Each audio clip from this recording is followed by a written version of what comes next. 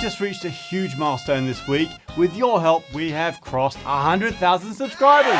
Woo! So it's been a huge journey for me on the YouTube channel, starting back here. G'day, Nigel here from McGill Music. Today, I want to have a quick chat with you about Baker Street, about that cool saxophone solo on Baker Street. And now, today, making videos that look a bit more like this. So, what's changed over the past few years? What's stayed the same? And how about what's coming up on the channel in the future as well, because we've got some exciting things coming up. I want to dig into all of that today, but I thought first of all it might be fun just to answer some questions, because you guys have been sending in questions that I know you want some answers to, so let's dig into those.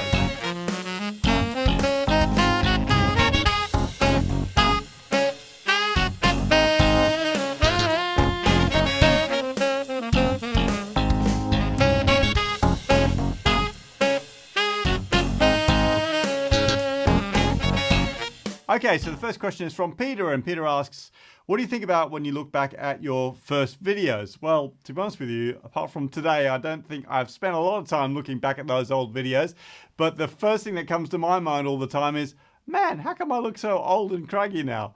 But I tell you what, back then when I was making those videos, I really had no idea what I was doing. I was just wanting to turn the camera on and make a video and share some information, because I'd never done it before. And like most of us that start making videos, we really have got no idea what we're doing. So I think it was easier making videos back then. Now it seems to take me 10 times as long. But anyway, I hope that you're enjoying the videos and the information in them is better. We'll see. Mostly though, I wish I had as much hair as I had back then. So the next question here is from Michelle, and she asks, oh, she's in Singapore. She says, you don't talk much about your playing career, Nigel. What type of gigs were you doing back when you started your channel? That's actually a great question. So these days I'm just doing Sax School full time. It's a big business. We've got lots and lots of students, so it's taking up all my time. But back when I started making videos, I was actually really busy as a pro player. So I was doing a couple of things that were taking up a lot of time. I was running a band that was doing a lot of gigs around the UK and abroad every year, hundreds of gigs. And I was also running the big band for one of the big West End shows. So there's a show called Rat Pack that was running in London, and I was putting together the big band for that. It was in London, it was in America, it was also in Europe and touring around the UK. So lots and lots of organising musicians, and that was such a great show. I used to play in it. I've done lots of conducting in that sort of world too. So yeah, it was good fun. But now I'm really enjoying spending my days writing lessons and recording for Sax School and for the YouTube channel. Great question though. So Ernest in the USA, he's asking here, I really like the multi-sax videos you've made. Any plans to do any more of these? Yeah, thanks Ernest. They actually are really good fun, the multi-sax videos, but they take an awful lot of work. And I haven't done one for a little while. I think the last one we did was at Christmas time. They're great fun. I would like to do more of those. And the nice thing about doing the multi-sax videos now is that it's not just me in Sax School. We've got a whole team of tutors. I'll tell you more about that in a second, but the multi-sax videos that I'd like to do more of are going to feature more of our Sax School team, which will be a lot of fun, I think. Oh, and there's one last question here from Sue. And Sue, you're saying, do you come from a musical family? What brought you to saxophone? Well, that's quite a good question, actually. I come from a family that liked music, and I had lots of brothers and sisters, and we all learned instruments. I was the only crazy one that stuck with it, to be honest with you. So neither of my parents played, but yeah. Actually, when I first thought about starting when I was in primary school, my mum had suggested trumpet to me. My sister played clarinet. Obviously, I didn't want to do the same as my sister, and I didn't want to play trumpet, so I thought, saxophone sounds fun. So I went with that, and actually it turned out to be a pretty good choice. I'm not sure if I'll keep doing it when I grow up, but for now, I'm going to keep at it.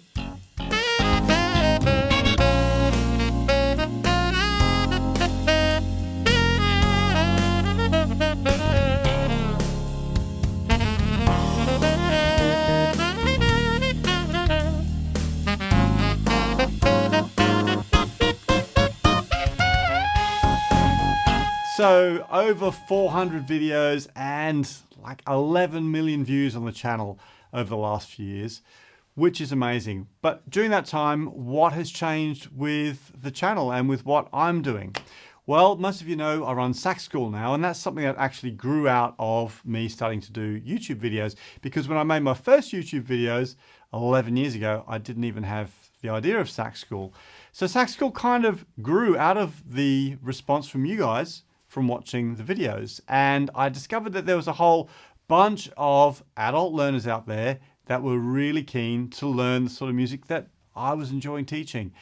And that's why we created Sax School. So the biggest change really over the last 10 or 11 years has been the evolution of Sax School, which started off with just me and sort of quickly grew to hundreds and hundreds of students, but has now grown to thousands of students, and I've got a whole team of people here too. And the most exciting part, apart from all the things that's going on with the students, is that we've got a really great team of tutors now. Really amazing guys. So there's myself, you've seen Joel and Chris on the channel here, and Fred, who did the treble sax review recently.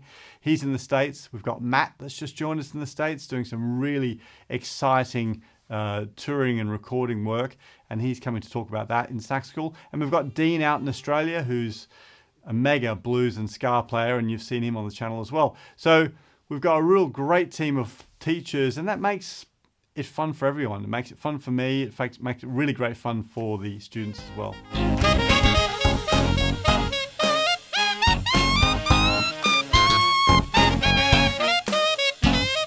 So what about what things have stayed the same over the last 11 years? Well, certainly not my beard or my lack of hair. Oh, I know, there is something that stayed the same. Believe it or not, I'm still playing my Yamaha 62 Alto and my Dave Guadala tenor. I've had them for a really long time, and I've actually accumulated quite a few saxophones since I started, but these two are still my main saxes. So what's coming up on the channel? Well, it's exciting because there's so much in the pipeline for Sax School, and we've got so many great ideas of what we can do with the YouTube channel as well. But I'd really like to ask you what you would like to see on the YouTube channel. Would you like to see more like learning lessons, like where I'm teaching you songs and techniques and skills?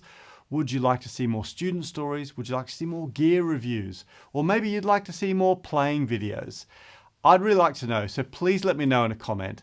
And the most important thing I want to say today, though, is thank you to you, because it's you watching these videos and clicking subscribe and leaving me a friendly comment that really encourages me to put all of the hundreds of hours that it takes to make these videos get the work done for you. You know, I do it because I know how much you guys appreciate it. So thank you so much for supporting me on the channel.